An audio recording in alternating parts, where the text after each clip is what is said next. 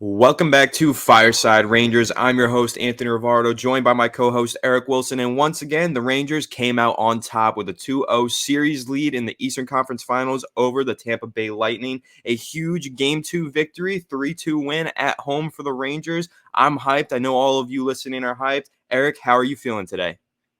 I feel fantastic. Two games at home against Tampa, coming out with two wins.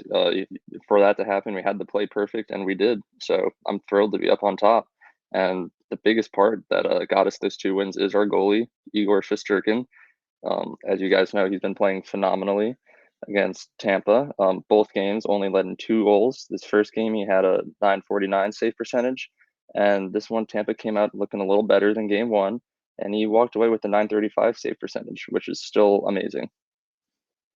Yeah, Igor's been killing it. 935 save percentage. Vasilevsky only with a 9.0 or .903 save percentage. He let in 3 goals. We know that entering this series, the storyline was the battle of the goalies, right? It was Igor versus Vasilevsky. Who's going to come out on top? And so far, 2 games through, Igor's been better in both of them. Igor is better. I know Eric isn't too crazy about that chant because he's afraid that it'll jinx something in the stadium or over at the Garden, but I like the chant. I think it's awesome. I think it's a great way to get in Vasilevsky's head and keep Igor on top. And, the players are really hyping up Igor right now. Keandre Miller had some good quotes about him. He said, quote, "He's unreal. You see it every game. He has a number of highlight reel saves. Obviously, we have a lot of trust in him, and we kind of let him do his thing. Obviously, we try to limit the chances that he sees by blocking shots and doing those little things. But Shesty's Shesty. He's going to stop the puck if he sees it." And that's absolutely true. I mean, again, so many saves. He's only let in 4 goals in the entire series. Igor is on top. He's been killing it. Eric, what are your thoughts on Igor Shesterkin's performance through 2 games? Yeah, even outside of just the saves that he's been making, you just look at the way that he's been handling the puck is amazing too. I saw at least two or three times last night in game two where he took the puck and just sent it down the ice to give the Rangers a scoring chance as well. Obviously, last series against Carolina, he had 2 assists throughout that series. Um, and I wouldn't be surprised if he picks up a couple here if he keeps this up. And then you look on the other end with Andre Vasilevsky. He looks so uncomfortable handling the puck. There were a couple times last night as well where there were like a couple soft shots on him that he just couldn't handle. That also led to scoring chances for the Rangers. So I just think saves, the way he's looking, the confidence, the puck handling, it's the perfect storm to give the Rangers what they need in net. Yeah, absolutely. I mean, Igor's just on fire, passing everything, and Vasilevsky is just really rusty. I know everybody wanted to say Tampa Bay had a lot of rust because they had 9 days off. Well, they had the opportunity to knock their rust off after game one. I don't know what their excuse is right now, but they're going to keep saying they got to find some sort of excuse. So they're going to say rust. And Vasilevsky honestly does look a little bit rusty. He's mishandled a few pucks, but moving on from the goalkeeper discussion, I mean, the goalies are the main discussion of this series, and Igor, as we said, is killing it. But another unit that's killing it is the kid line. Once again, the trio out in the kid line making an impact. Got some great quotes here. The trio of Filipino, Capo, and Alexis Lafreniere once again made a contribution, with Kako with 1 goal and Hedel with 1 assist, earning points, and Lafreniere posting a +1 rating. So once again, you got the kid line going out there, making scoring opportunities and helping to put the Rangers on top. Eric, what are your thoughts on the kid line's performance through 2 games? Yeah, they're amazing. When that line was first put together at the beginning of the playoffs, as Gerard Gallant said, like he was a little nervous. I was a little nervous to see that, putting three young guys with little playoff experience together. But I couldn't be happier to have been wrong about that. Other than our top line with Zibanejad and Kreider, I'm the most confident when they're on the ice. Throughout games one and two, they've had amazing play with when they're on the ice, the puck is in Tampa zone, and we have scoring chances. I saw like going to the third period last night, they had like 2/3 of our shot attempts on net came from the kid line, and they're producing points and they're looking amazing. So yeah, I couldn't be happier with them. Yeah, I mean, the kid line is just so exciting. They bring so much energy into the Garden. I feel like every time the kid line is out there making some scoring plays, the Garden is just even a little bit louder. And when you take a look at it, of course, Lafreniere, 20 years old, throughout the playoffs, 2 goals, 7 assists. Filipino, 22 years old, 7 goals, 2 assists. And Capocacco, 21 years old, 2 goals and 3 assists. They have a combined 23 points in the playoffs. Honestly, you could make the argument that the kid line is carrying the Rangers through the playoffs. They are the reason for the Rangers' success through the playoffs. Them, and of course, Igor Shesterkin, who we just mentioned. So I think that's one of the biggest storylines in this playoffs out of the entire NHL is the Rangers kid line and the emergence of that kid line. But another big storyline is Tampa's playoff drought or playoff streak coming to an end now. They had an incredible win streak coming off of losses in the playoffs. Eric, you give the fans the details about that because the Rangers just ended a pretty historic streak here. Yeah, so since 2019, which was the beginning of Tampa's back-to-back cup runs, they were 17-0 following a playoff loss.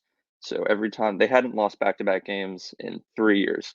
So that was the big story heading into last night's game. The Rangers obliterated Tampa in game one.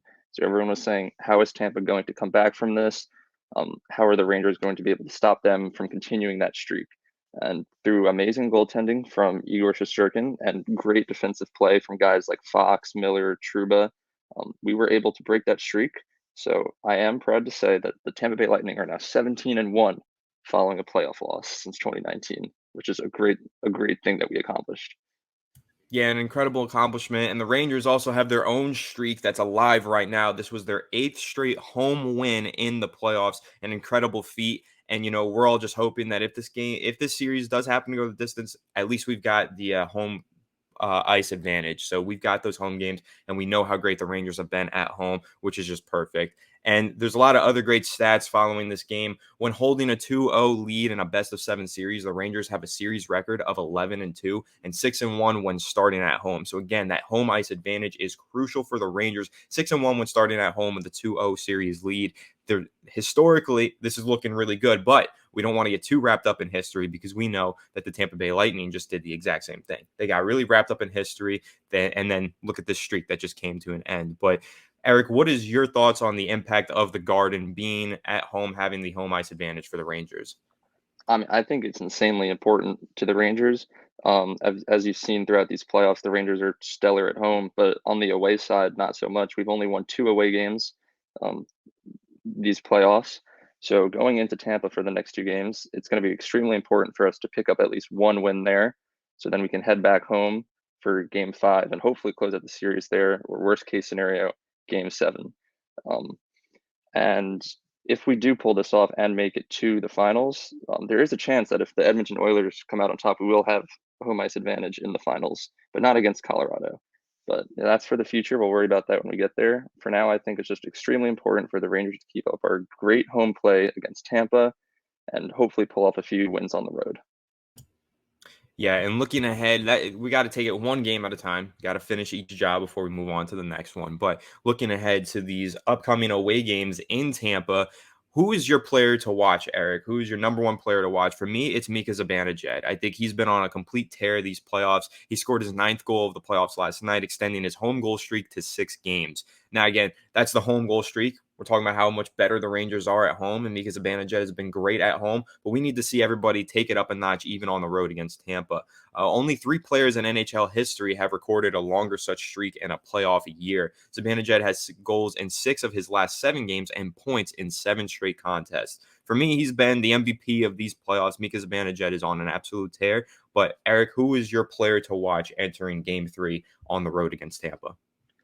I would probably say Adam Fox on defense. Going home, Tampa's going to come out with a whole new electricity. They're going to be fast. They're going to feel more comfortable at home, and we're going to need a solid defense to stop players like Nikita Kucherov and Steven Stamkos and Braden Point if he ever comes back for the Lightning during this series. Adam Fox is definitely our best defender, as he won the Norris Trophy last year, and I think he's going to be a big leader for our defensemen going into Tampa. Absolutely. And another defenseman who's been balling, Adam Fox, 2 assists. Eric, what are your thoughts on his performances as of late? Yeah, I mean, he's playing fantastic. 2 assists. He's on a little point streak as well, I think, or he was. That might have just ended a couple games ago. He's been phenomenal these playoffs. Definitely our best defenseman. Um, and that's just what we need. Another good young guy leading us on defense. He brings physicality, he scores points, and he's great defensively, and he's everything you could ask for in a defenseman. Yep, an absolute leader as well. Here's some great quotes from Adam Fox, who had the 2 assists. He said, "We heard it all year that we weren't really going to have playoff success. We've said it all year. The belief in the room is high, and the outside opinions isn't really affecting anyone. Coming from down 3-1, down 2-0, and obviously had a good playoff streak of not losing back-to-back games, the Lightning did, but that's not really in our minds coming into the games. We're not thinking about what streaks teams have or how they've done earlier. It's right now, and we're just trying to bring it day in and day out. We did a great job limiting them, especially in the first 2 periods. We didn't make too many mistakes. And when we needed those big saves, we got them. And at the end, as usual, of course, giving a little shout out to Igor Shesterkin at the end. But just kind of showing you right there the leadership of Adam Fox and the awareness that the Rangers have as well, kind of knowing about that streak that the Lightning have and just kind of having the awareness that you can't listen to all the outside noise. As we just said, it's fun to kind of look ahead sometimes, be like, oh, if we win this, if we win that, it could be this team, and the Stanley Cup could be that team. But Adam Fox is basically kind of keeping himself in line, keeping the Rangers in line, and keeping the fans in line. It's one game at a time. You got to take every single game as the final game. That's really how you got to look at it. Every game is your last. That's how they need to play it. So, Eric, what are your thoughts on those quotes from Adam Fox and really the Rangers' mindset entering Game 3? Yeah, I mean, I think he said it perfectly. I love his mindset that he has going game by game instead of looking at these stats from like the past and into the future. Like I saw one stat earlier. In the history of the NHL, teams that go up 2-0 in the Eastern Conference Final have like a 93% chance of making it to the Stanley Cup Finals. But that's like a stat that's kind of scary because it might give you that overconfidence where you feel like you can play a little more relaxed. As we just saw last year against Carolina, the Hurricanes were up 2-0 against us, and then the Rangers made that comeback. So there's no reason to say that the Lightning can't do it against us. Going into Game 3 and 4 in Tampa, we have to play with the same level of intensity that we brought to the first 2 games at home at the Garden. Yeah, absolutely. I mean, if the Rangers are able to clinch or get a win with one of these games on the road, that could really put a clinch on the Tampa Bay Lightning and really put the series right in the Rangers' grasp. At that point, if they've got 3 wins after 4 games, I mean, the Rangers are in the driver's seat. It's their series to lose at that point, and I think that they know that as well. And we got some good quotes from head coach Gerard Gallant. He called it a huge win. It's a huge win for us, but we just get ready for the next one. Again, having that same mindset that Adam Fox has. The way we played the last 2 games, that's the way we're going to have to play to win the series. We want to battle hard and we want to compete hard, and we've been a tough out so far. We knew they were going to push real hard, but we battled. We found the way. We're playing against a real good team over there. They pushed it. We made some key saves at the end. Again, the key saves at the end, Adam Fox brought that up. Gerard Gallant brought that up, and that really ties in everything that we discussed in this whole episode, how Igor Shesterkin was the MVP last night, and he has been of the series so far. And really, for the Rangers to win the series, he's going to have to continue to be their MVP, really just stay out on top of Vasilevsky and be the better goalie. It's really important for Igor just to continue to play great. And as you mentioned, Eric, not only making the key saves down at the end of the game, but also his handling of the puck and his passing. He's doing it all. Igor is really the heart and soul of this team right now. So any last thoughts on Igor Shesterkin, those quotes from Gerard Gallant, or anything you want to say, Eric? Yeah, I mean, last thoughts. We can't forget that we're playing against the back-to-back Stanley Cup champions. It's going to take a perfect game or a close to perfect game every single time to win. And luckily for us, that's what we've been doing. And hopefully we can continue that throughout the next couple of games and make it to the Stanley Cup final.